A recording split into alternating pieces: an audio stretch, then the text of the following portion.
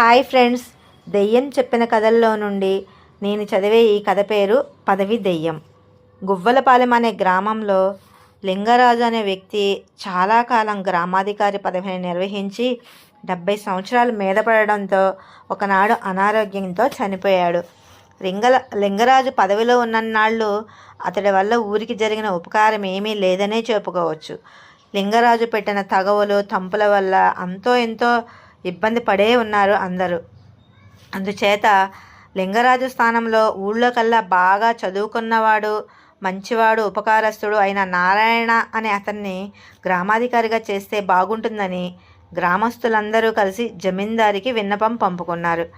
కానీ జమీందారు తన వద్ద లింగరాజుకు ఉన్న పలుకుబడి వల్ల అతని కొడుకు గవర్రాజుకే ఆ పదవి ఇవ్వాలని నిర్ణయించాడు. ఒక మంచి ముహూర్తానికి గవర్రాజు గ్రామాధికార ఆసనం మీద కూర్చోబోయి ఎవరో బలంగా తోసేసినట్లు అవడంతో ఆసనం మీద కూర్చోలేక క్రింద పడిపోయాడు. ఆ తర్వాత గవర్రాజు ఏవో పిచ్చి పిచ్చిగా కేకలు కూడా వేయడం ప్రారంభించాడు. ఇదంతా చూస్తున్న అక్కడ చేరిన జనం అంతా తప్పక ఇదేదో దెయ్యం పనే కావచ్చు అన్న అభిప్రాయానికి వచ్చి విషయం ఏంటో వెంటనే తేల్చాలని గవర్రాజు బంధువులు తక్షణమే భూతవైద్యుడు బంగారయ్యకి కబురు చేశారు. బంగారయ్య వచ్చి తన తంతు అంతా పూర్తయ్యాక చనిపోయిన లింగరాజుకి గ్రామాధికారి పదవి మీద మోజు తీరక దెయ్యమై ఆ ఆసనాన్ని ఆవహించుకున్నాడని, అదే ఈ ప్రమాదానికి అసలు కారణమైందని తేల్చి చెప్పాడు. అప్పుడు అక్కడ జనంలో ఉన్న నారాయణ ముందుకు వచ్చి ఇలా అన్నాడు: ఒక్కసారి నన్ను గవర్రాజుతో రహస్యంగా మాట్లాడనీయండి. మీలో ఎవరైనా బలంగా ఉన్న వాళ్ళు వచ్చి గవర్రాజుని కొంచెంసేపు గట్టిగా పట్టుకుంటే చాలు, నేను అతనితో మాట్లాడతాను అన్నాడు నారాయణ. వెంటనే ఒక బలశాలి అయిన ఒక వ్యక్తి వచ్చి గవర్రాజుని కదలకుండా గట్టిగా పట్టుకున్నాడు. నారాయణ గవర్రాజు దగ్గరగా వచ్చి అతని చెవిలో కొంచెంసేపు ఏదో మాట్లాడాడు. ఇలా చేసిన కొద్ది క్షణాలకే గవర్రాజు మామూలు మనిషి అయినట్లు అనిపించాడు అందరికీ. అప్పుడు నారాయణ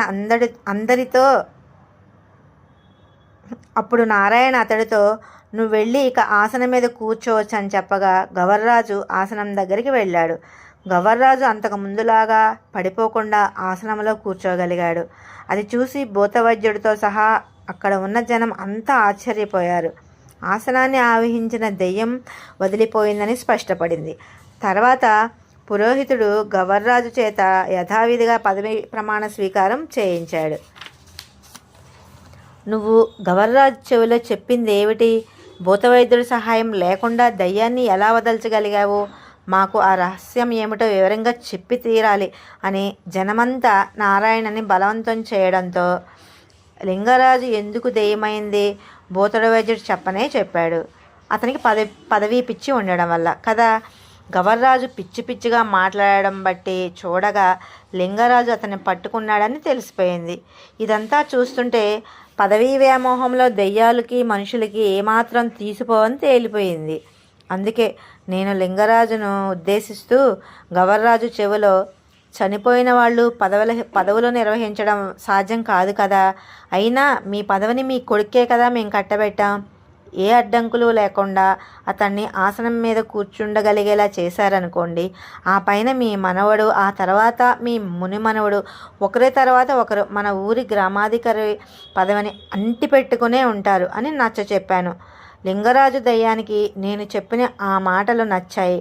ఆ తర్వాత జరిగింది ఏమిటో మీరందరూ చూశారు కదా అన్నాడు తెలివిగా నారాయణ. నారాయణ చెప్పింది విన్నాక గవర్రాజు సిగ్గుపడ్డాడు. దయ్యమైన తర్వాత కూడా ఉన్న వ్యామోహం మనుషులకి దయ్యానికి తేడా లేదనిపించి తర్వాత అక్కడున్న వాళ్ళందరినీ ఉద్దేశించి ఇలా అన్నాడు: దయ్యాలలాగా పదవులను ఆశ్రయించుకుంటే ప్రజల్లో గౌరవం ఏముంటుంది? నారాయణ నా కళ్ళు తెరిపించాడు. అతడే మన ఊరి గ్రామాధికారిగా ఉండడానికి అన్ని విధాలా అర్హుడు.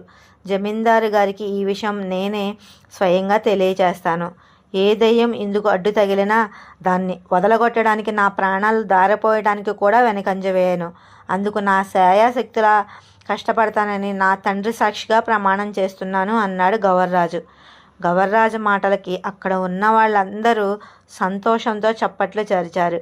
ఇదంతా తెలిసిన జమీందారు నారాయణను గ్రామాధికారి పదవికి ఆహ్వానించాడు. ఫ్రెండ్స్, ఈ కథ మీకు నచ్చితే లైక్ చేసి నా ఛానల్ని సబ్స్క్రైబ్ చేసుకోండి ఫ్రెండ్స్. Bye friends.